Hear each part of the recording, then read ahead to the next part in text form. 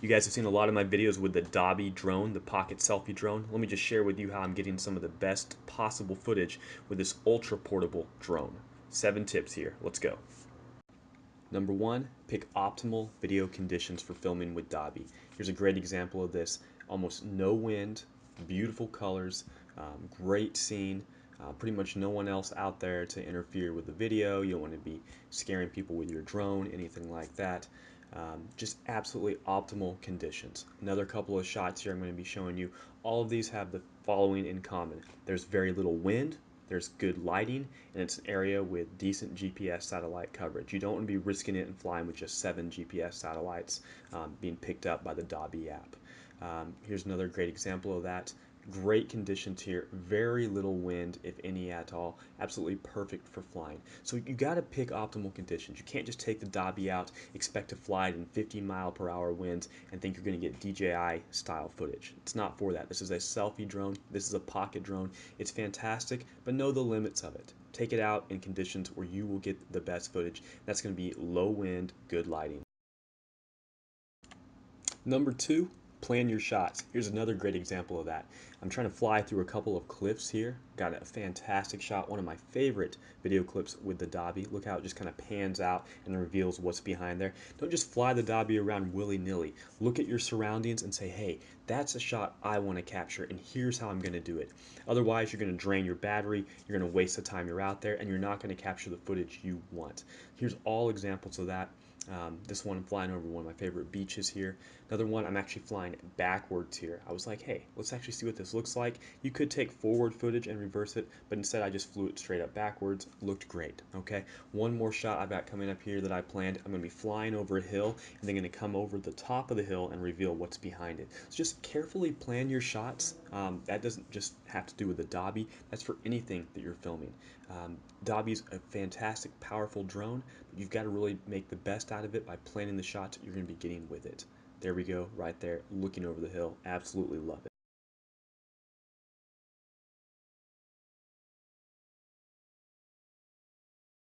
Number 3, use Dobby's special video modes and different camera angles.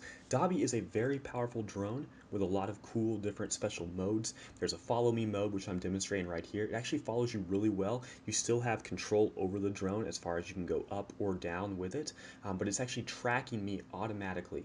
Now you will need to wear colors that contrast with your surrounding environment, but as you can see here, it's doing a really good job. I'm starting to zoom out here. It's just one of the many special modes that Dobby has. It can still track you from really far away. Same video clip, I just pulled back even farther. Look at that. I'm on top of this hill here. You can see both sides of it. Really love it. Really love how Dobby captured this one here.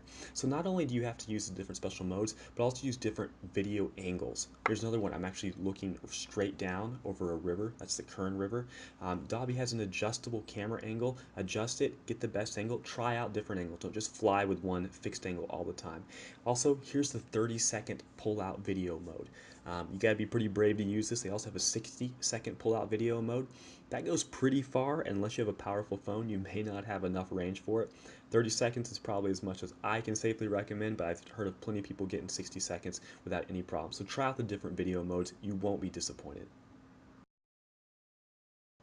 Number 4, use Dobby's electronic image stabilization. So here I'm filming at the beach with no stabilization on. Great quality footage except for how bouncy it is. I took that same shot and then edited it in Sony Vegas. I did some post-processing stabilization. It's okay. It still looks pretty good, but there's still kind of a warped effect I don't like. Now here, I actually did the same shot, but I turned on Dobby stabilization before flying. Look how much smoother it looks. Look how there's very little of that kind of weird, warpy post-processing stabilization. Just use EIS. It's easy to use. I recommend it for everything. Another great example of this right here.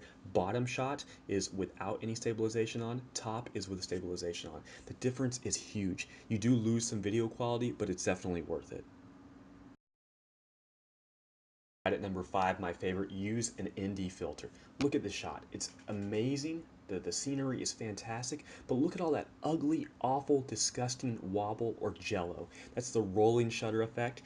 Dobby does not have a gimbal. It has electronic image stabilization, but it still can't completely get rid of jello effect if you don't use the right tools for it. I've heard a few people suggest tightening up the screws on the props a little bit to help, which it does seem to help, but the best way to get rid of jello when you're flying in really bright conditions is to use an ND filter, and I slapped one on right here. Look at how much smoother and how much less wobble there is at this high noon video shot at the beach. Also, I got one coming up right here where I'm filming over a grassy field, really bright sunlight. Anytime you have kind of high noon bright sunlight, you need an ND filter on. Don't use it in low light conditions though.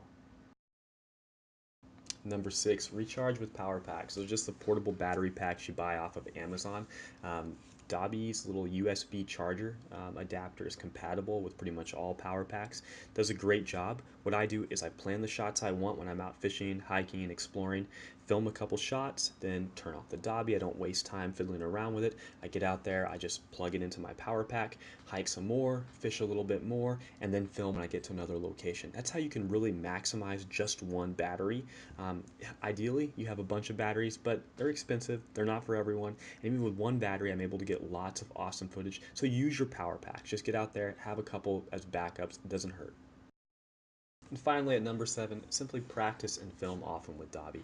This is a drone that you do need to practice with. You can't simply just take it out of the box and expect to get amazing smooth footage without a little bit of a learning curve. Figure out what conditions your Dobby drone will get the best footage in. That's pretty much bright or dusk conditions, not low light, not indoors, and not high winds, okay? Try out the different video modes, get comfortable with them. The worst thing is to be out somewhere on a new trip and being trying to fiddle around with your phone, not really know how a certain video mode will work, not know what to expect, know what to expect from each video mode. There's a lot of cool features Dobby has. I mean, these different pull-out video modes, the tracking, you can fly at quite a good distance to the point where you really can't easily see the Dobby. Here I'm flying it up a canyon, really smooth. Notice that there's actually very little sunlight. It's kind of a cloudy day. I didn't need an ND filter for that. So practice with an ND filter and without an ND filter and know when you need it and when you don't. Obviously, in really bright conditions like at the beach, I always use an ND filter. Otherwise, the jello is just simply unbearable here. So just get out there with it. Dobby is a great drone. It's not a perfect drone. It's not for everyone, but it's simply one of the most powerful and portable drones of its size on the market today. I've had a lot of fun with it. I can't recommend it any higher. I think it's one of the most underrated drones of its kind on the market right now. There's a lot of similar ones out there, but none that are quite as small and as compact as Dobby, and with as many neat features. Zerotech, the company behind Dobby, has really been on top of the game as far as constantly updating the app for it and giving its users more and more features, more control over it, and actually listening to our feedback. There's a really active and lively Facebook group out there for Dobby. Alright guys, thanks for watching. That's 7 tips on how to get the best possible footage from Dobby. See you later.